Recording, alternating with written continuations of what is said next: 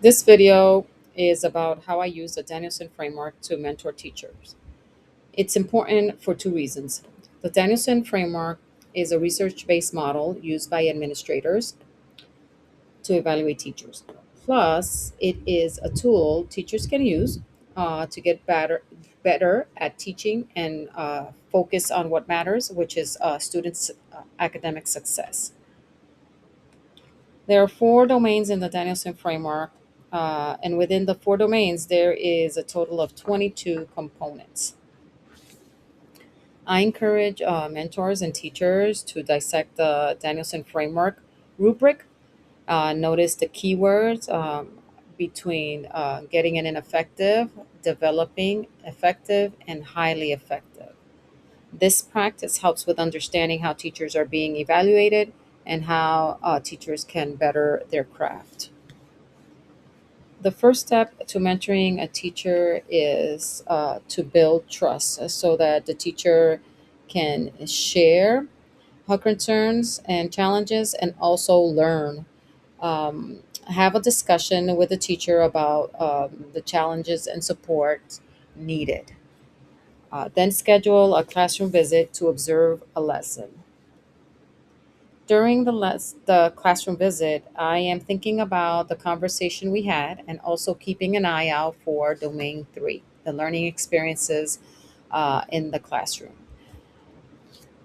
The reason why I chose this domain is because I can gauge into what supports a teacher might need when it comes to student learning.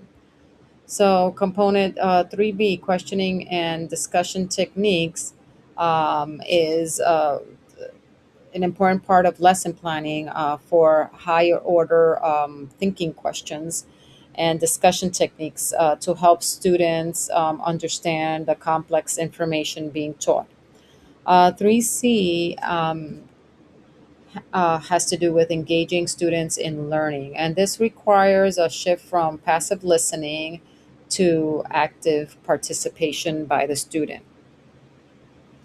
I believe these two components go hand in hand because when we plan appropriately, especially higher order thinking questions with discussion techniques, um, students are engaged and are better able to understand the complex material being taught. So during my visit, I also take low inference notes so that I can discuss with the teacher on our next meeting. So when I'm meeting with the teacher and after the observation, the teacher and I uh, have a discussion about the lesson. Uh, some of the questions that I would ask would be, may you take me through the process of how you plan for the lesson? Um, and how did you plan for student engagement and questioning?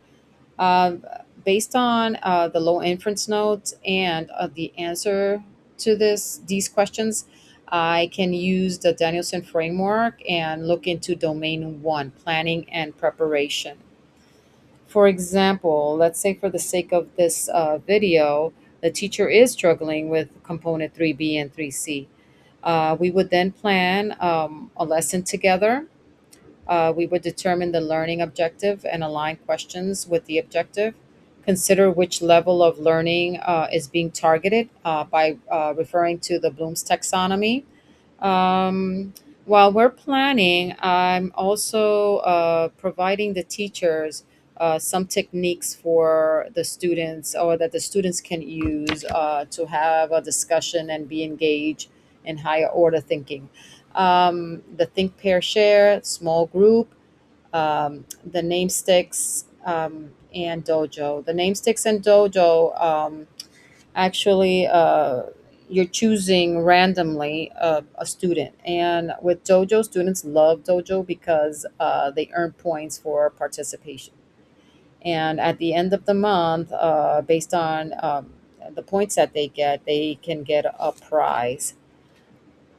Another important strategy is that we can also think about when we're planning to help students is anchor charts. Anchor charts helps students build on verbal expression using sentence stems. For example, this anchor chart titled Linking Ideas has a few sentence stems that begin, I agree with blank because, I disagree with blank because, I would like to add. The anchor charts are created with students and posted in the classroom where students can refer to throughout the school year. Um, it is also important, and we should keep in mind as mentors that teachers also need for the mentor to model a lesson for the teacher, um, so that the teacher can feel comfortable when it's her turn uh, to plan a lesson or to demo. So we would schedule the next classroom visit. I like to meet with the teacher once or twice a week for 6 to 8 weeks, so that I can see growth and help the teacher with any concerns or challenges throughout that time. So, this concludes my presentation. Thank you for staying to the end. I hope this was helpful and informational. Thank you.